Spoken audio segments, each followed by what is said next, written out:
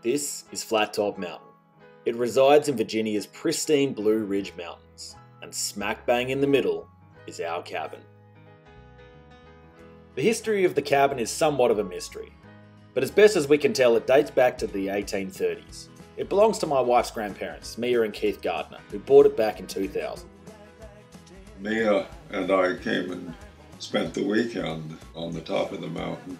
We decided to take a walk down the trail and down the old road here.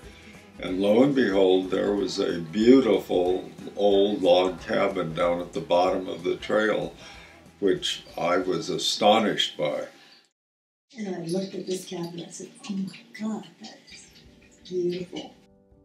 It was like, oh. Love at first sight kind of thing. Absolutely, but we had no intention of buying anything. We had a lake house. She had always wanted a log cabin. And so I had very reluctantly decided that I would build her a log cabin at the lake house. And I was really stalling because I didn't want to build a log cabin. But on the way home, Keith and I couldn't stop talking about the cabin. Suddenly we realized that we were really interested in that damn log cabin. You come in the door and you look at the left at the fireplace, and there's that wall of all those uneven logs.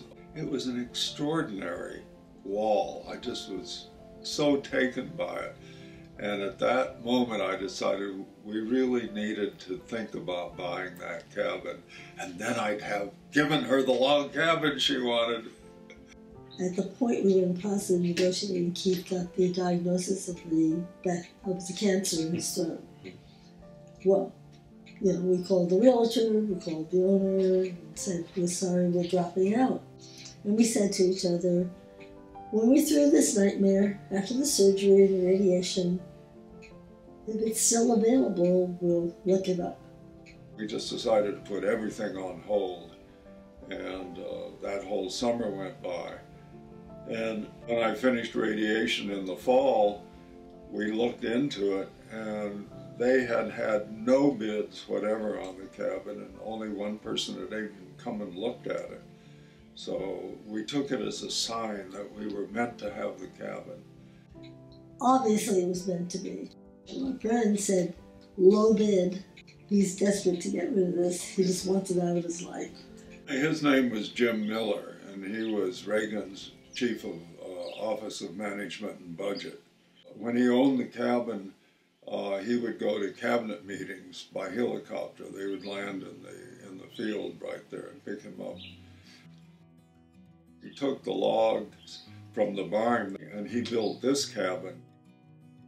What he did eventually is he decided to sell everything. They took our low bid, 110. And then that was for 2 lots, 2 cabins. We're money poor and land rich. Our goal was to restore the cabin to as close to the original as we could.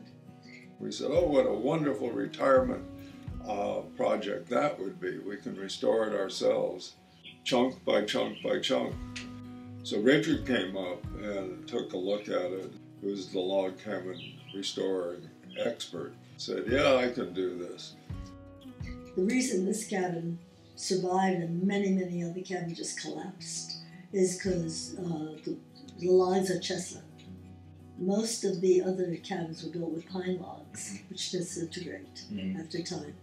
We wanted to make it as original as we could, but we wanted hot water and electricity and a bathroom. Richard Hastings, he and his crew actually lived here almost all summer while they worked on it. It's part of a legacy at this point. I really enjoy owning a property that is wooded like this is, with open fields too.